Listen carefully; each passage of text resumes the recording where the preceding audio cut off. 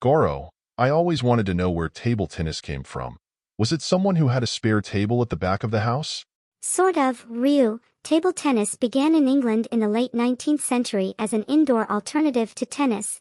People used anything they could find, like stacked books instead of nets and cigar box lids instead of rackets. Wow, what an improvisation. And did they use English potatoes instead of balls? Ha ha ha, at first they used cork or rubber balls, but soon they started using celluloid balls because they were light and bounced well. And what were the rackets made of? The first rackets were made of solid wood, without any type of coating. The game was more about speed and reflexes because the rackets offered no control or effects on the ball. Like heat here and heat there. Exactly, but then in the 1920s, the first rackets with rubber pins began to appear. This allowed for a little more control and spin, but it was still very different from what we have today. And when did that change? In 1952, Japanese player Hiroji Sato caused a revolution when he came up with a racket that had an inverted rubber and a sponge between the rubber and the wood. Wow, I can't even imagine what that's like. Until then, the rubbers were stuck directly to the racket with the pins facing the outside. However, Sato decided to move the pins to the inside and insert a sponge between the rubber and the racket. In other words, the rubber was literally inverted. Now the ball hit the smooth part of the rubber and no longer hit the pins. Wow, how did he come up with this idea?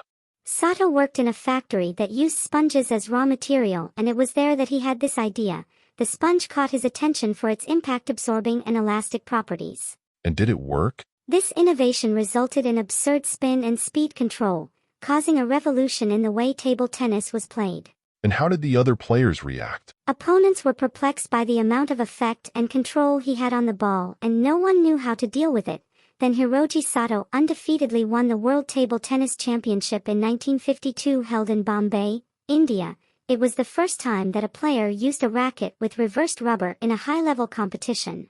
Everyone thought he had superpowers, right? It was almost that. Opponents weren't prepared to face someone with so much spin and control.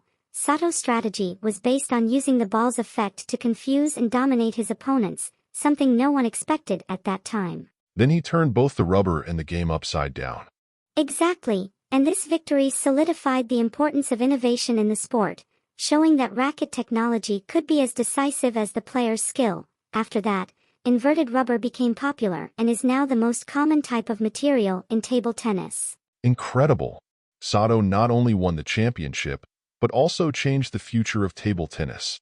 Yes, Sato paved the way for modern rackets, and from then on table tennis was never the same. Furthermore, he helped popularize table tennis in Japan in a way never seen before. Until then, no Japanese athlete in any sport had won a world title. Wow, he made everyone in Japan want to pick up a racket. Exactly, Sato's victory popularized table tennis, inspiring a new generation of Japanese players who began to see the sport as an opportunity to shine internationally. Table tennis became one of the most practiced sports, and Japan became one of the world powers in the sport. Wow, what an amazing story, Goro. Then I'll tell you about one of these athletes that Sato helped create, called Ichiro Ogumura. I can't wait to hear this story too. Thank you, Goro.